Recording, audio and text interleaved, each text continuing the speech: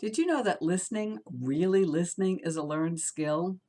Not only does this skill contribute to effective communication, also it's essential for learning to speak and read skillfully. Jean Machado, author of Early Childhood Experiences in Language Arts, tells us that children must be able to hear the sounds of language, phonological awareness, separate from its meaning. She explains that many children who have difficulty learning to read cannot hear the sequences of sounds in words. So in this video, we're going to explore activities that promote active listening, auditory discrimination, auditory sequential memory, phonological awareness, and phonemic awareness. As you may already know, one of my favorite quotes comes from Jacques Delcroze, who said, "I look upon joy as the most powerful of all mental stimuli."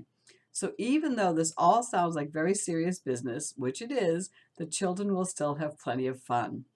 For example, did you know that head, shoulders, knees, and toes is a great game for auditory discrimination in addition to being about body part identification? The same applies for Simon Says. There is one caveat here, though. You can't play it in the traditional way, because with the traditional game, the children who most need the practice with listening skills and body part identification are the first to be eliminated, and that doesn't make any sense. It's simple to modify, though. All you have to do, instead of playing the game with one large group, you divide the children into two groups. Then the child who moves without Simon's permission, instead of being eliminated and kept from practicing his or her skills, just goes to the other group. Another of my favorite activities is a listening walk. The benefits of this one are numerous, as it combines experiences in all three developmental domains: physical, a walk outside; social emotional, a feeling of belonging and an appreciation for nature and the community; and cognitive, the promotion of listening skills and auditory discrimination.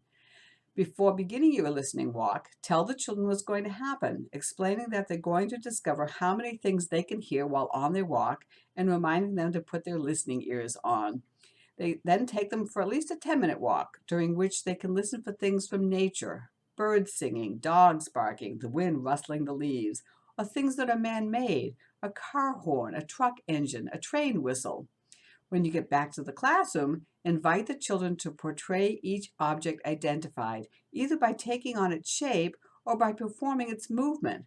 For example, if the children heard leaves rustling in the breeze, one child might form the shape of a leaf with her body parts or body, while another child might pretend to be a leaf shaking in the wind.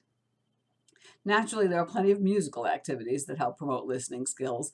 For statues, the children move in any way they want while the music is playing and freeze into statues when the music stops. They then remain still as statues until the music starts again. You should stop and start the music randomly so the children don't know what to expect. And be sure to use different styles of music like rock and roll, a waltz, a polka, or a march so the children experience different rhythms. A similar activity is musical partners. With this game, the children pair off but then move away from each other when the music starts. When the music stops, they find each other quickly, hold hands, and sit down until the music starts again. Another musical option is Pop Goes the Weasel, which you can sing or play a recording of. The children walk around the room while the music plays and jump into the air every time they hear the pop. An activity called Listen Closely requires the children to listen beyond the initial sound of words. Here's how it goes. Sit on the floor with the children and explain that you're going to say 3 words that begin with the same sound, but that each requires a different action. For example, when you say sunshine, they make a circle above their heads with their arms. When you say seal, they clap their hands in front of them like a seal. When you say salute, they salute with their hand to their forehead. Tell the children the words you've chosen and demonstrate the accompanying actions. Start by saying the words in the same order, eventually mixing them up.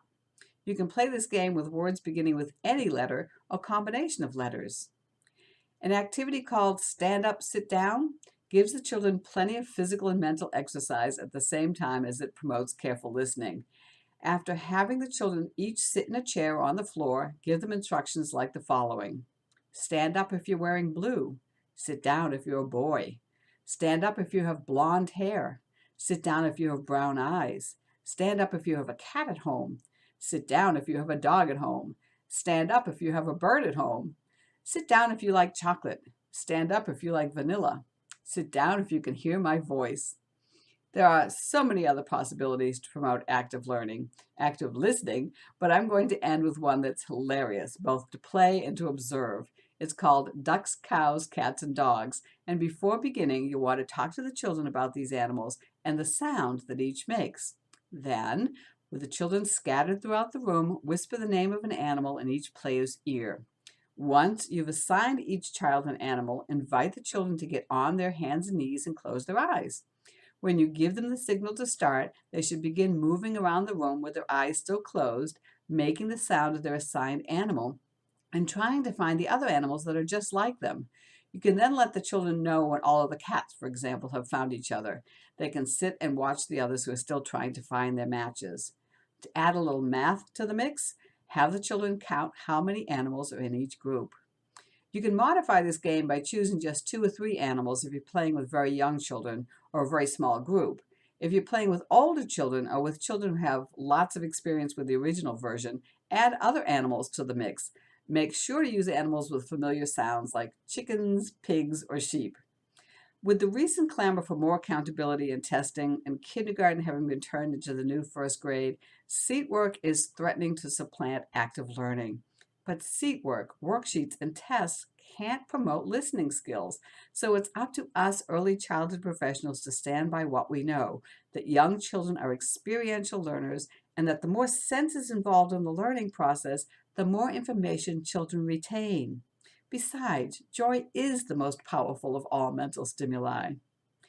I hope that you got some information from this that you can use and that you will subscribe to the series so that you don't miss any of these videos. Thank you for joining me.